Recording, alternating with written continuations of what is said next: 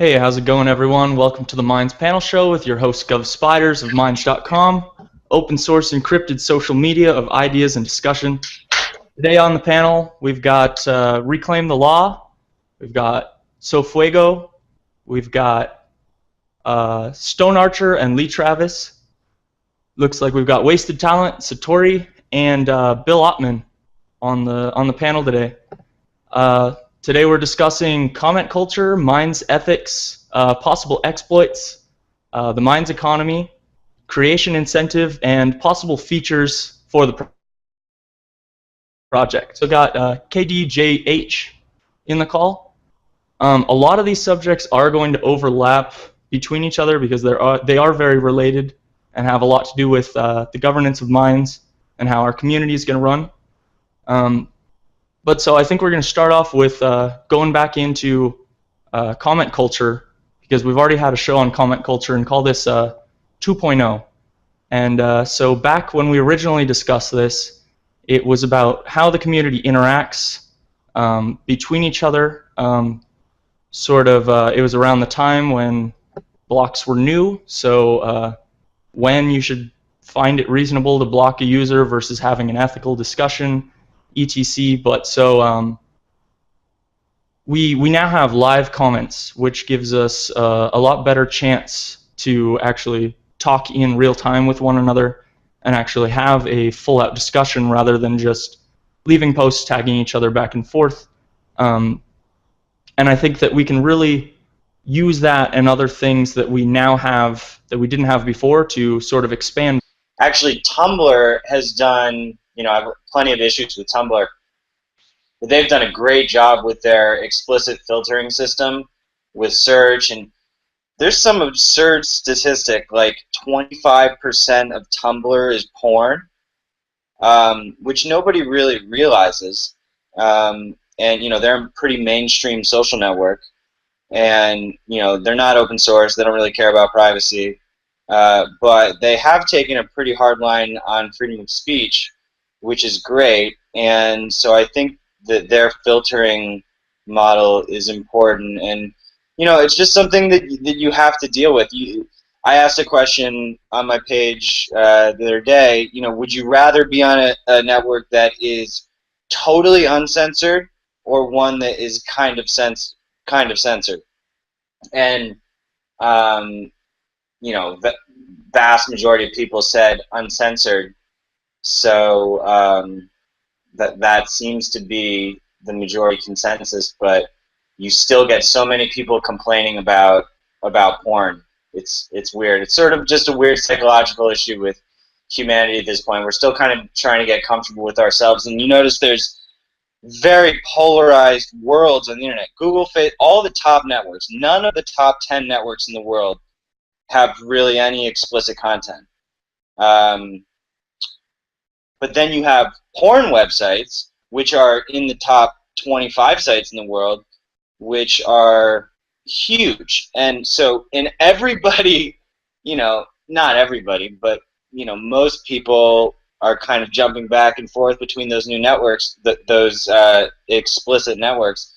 But I just think that it's kind of funny that they're so segregated, and yet most people are on them both. So it's kind of like this, it's the dirty little secret that no one really wants to talk about.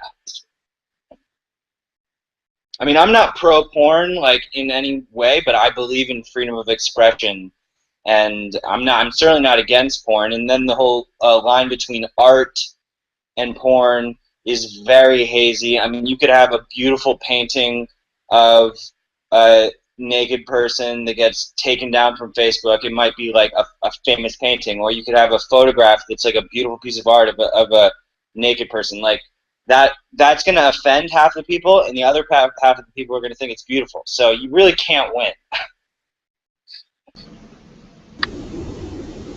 I second that, Bill. I have no problem viewing explicit content on Minds, and I just wanted to hop in with, I guess I can't say it any better than I wrote it earlier, so I'm just going to restate it. I am completely in favor of a system model that incorporates individual stops for content they don't wish to see, but I am not in favor of the bar bouncer approach that X-nays content at the front door. This has all too often proven faulty in the arena of creative censorship. I don't know how that statement can translate to how coders actually instill algorithms or anything else on a platform. But Lee also brings up a good point, and basically what he's driving at here is that do we have a mechanism for filters ranging from 1 to 10 or 1 to whatever scale, completely open, all the way up to family oriented, where someone can sort of pre-choose filters that they want to instill. I do have a 12-year-old boy that's on mine, so one of my concerns, I guess. Yeah. All right. I'll leave it at that for now. But thanks, Bill. You're absolutely right about that. Yeah, I think that as things move on, our filtering is only going to get better, and that's pretty much the best that we can do. So we're just going to keep making the tagging tool better and have everything be as opt-in as possible, so that if you want to go there, you can, but it's not going to be shoved in front of your face.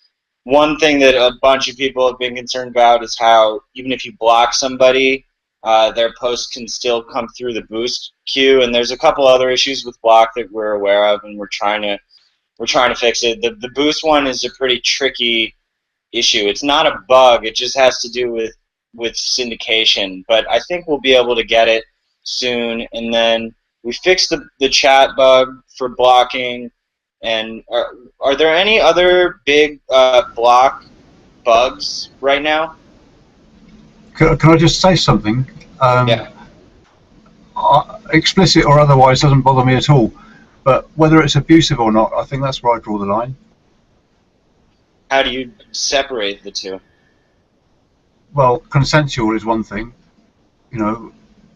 but that's where I kind of say, I mean, I don't think, for me, whether something is explicit or not, well, there's of course is the issue of age with explicitness, but I just, that some porn is like quite abusive, and I don't like that kind of stuff. But I know. The twisted thing is that some people are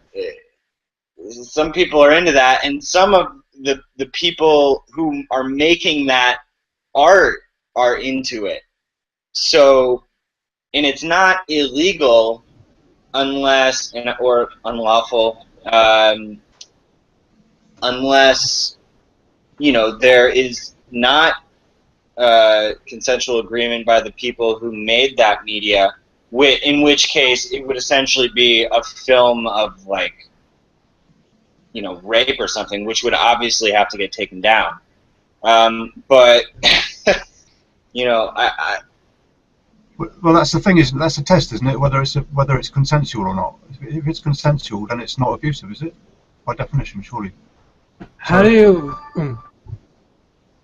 I was gonna ask though, how can you be certain of consent in a lot of ways? I kind of have a problem with porn in that there's a lot of sketchy ties to the sex trade in a lot of cases. Yeah, totally. And it's hard, but you can generally tell. You can't tell all the time, for sure. You can't. And there's all kinds of coercive influences are used on people to get them into the porn trade, to keep them there. Yeah. And they have to keep it completely invisible, or they're out of a job, or they're killed. Yeah, I think that's a really good point. There's undoubtedly horrible stuff going on in the adult world, but you'll have a feminist on one hand who thinks that porn is really important for women's liberation.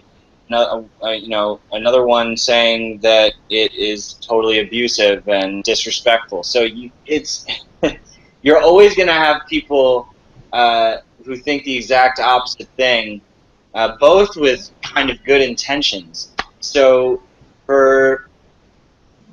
I just feel like inevitably it's not about us endorsing or not endorsing any of the content. It's just that inevitably the free network is going to allow that content because it is legal most of the time. If it's not, it has to get taken down. So, you know, we've made the decision to allow it, and it's not just that, other explicit content too. And so, just because that aligns more with freedom of speech, if we were to ban porn because of, you know, the bad apples in the porn industry, then I think that that might be silencing more voices than you really want to. Oh, but you just deal with it on a case-by-case basis. You know, if something comes up that's really abusive, you know, it's got to be stopped, you know, isn't it? Don't you think? I mean, yeah, case by case for sure, and that's why the reporting tool has, I think, been working pretty well. So if you see something that right. you know you think crosses the line, then report it, and you know. Yeah, I haven't. Sorry. Anyway, The report button, for anyone who doesn't know, is on a little drop-down menu at the top right of every post. In case you didn't know. I didn't know that. There is one thing. Oh, okay. So when something's reported, it's kind of like reviewed to see if it should be marked as explicit then. Like right. There's some type of intermediate process? Oh, okay. Yep. So we get all of the reported posts and decide whether nothing needs to happen, it needs to get marked explicit, or it needs to get deleted. Like, a lot of people report things just because it offends them, and that is also very tricky territory because, you know, someone calls you a mean name and, you know, you're offended, and so you think that that is mean, but then that sort of gets into the world of cyberbullying, which is an issue, and there is harassment that can start happening. We haven't really had any of that, luckily, yet, but there have been some people who feel like they're getting bullied. But that's another weird maturity thing where I personally would rather exist in a environment where there are people bullying me and posting about me and saying stuff, but you know, I don't need to take that personally. I would rather everyone have the right to say what they want rather than someone gets called a name and then, you know, goes and reports it and it has to get down. This person's harassing me. This person's bullying me. It's kind of like you have to get out of the high school mentality. Like, there's a difference between getting offended over someone calling you a name and true, like, harassment. So harassment is bad, but, you know, if people want to call me names, I'm okay in living in that world because I think it's a more free and open world.